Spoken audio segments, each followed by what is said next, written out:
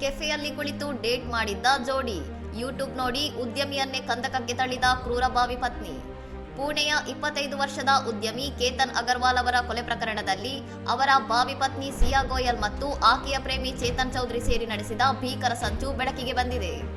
June 17ರಂದು ಪುಣೆಯ ಕೆಫೆಯೊಂದರಲ್ಲಿ coffee date ಹೆಸರಿನಲ್ಲಿ ಭೇಟಿಯಾಗಿದ್ದ ಈ ಜೋಡಿ ಅದೇ ಸ್ಥಳದಲ್ಲಿ ಕೇತನ್ ಹತ್ಯೆಯ ಪಕ್ಕಾ ಸ್ಕೆಚ್ ಅನ್ನು ರೂಪಿಸಿತ್ತು. ಲೋಹಗಢ್ ಕೋಟೆಯ ನಕ್ಷೆಯನ್ನು ಯೂಟ್ಯೂಬ್ನಲ್ಲಿ ಕೂಲಂಕುಷವಾಗಿ ಪರಿಶೀಲಿಸಿದ ಆರೋಪಿಗಳು ಆಳವಾದ ಕಂದಕದ ಯಾವ ಭಾಗದಿಂದ ತಳ್ಳಿದರೆ ಕೇತನ್ ಬದುಕುಳಿಯಲು ಸಾಧ್ಯವಿಲ್ಲ ಎಂಬುದನ್ನು ಮೊದಲೇ ನಿರ್ಧರಿಸಿದ್ದರು.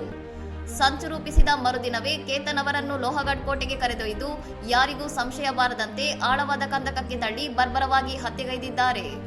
ಕೆಫೆಯ ಸಿಸಿಟಿವಿ ದೃಶ್ಯಾವಳಿಗಳಲ್ಲಿ ಈ ಜೋಡಿಯ ಕೃತ್ಯ ಬಯಲಾಗಿದ್ದು, ಇದನ್ನೇ ಪ್ರಮುಖ ಸಾಕ್ಷ್ಯವಾಗಿ ಪರಿಗಣಿಸಿರುವ ಪೊಲೀಸರು ಇಬ್ಬರು ಆರೋಪಿಗಳನ್ನು ಬಂಧಿಸಿದ್ದಾರೆ.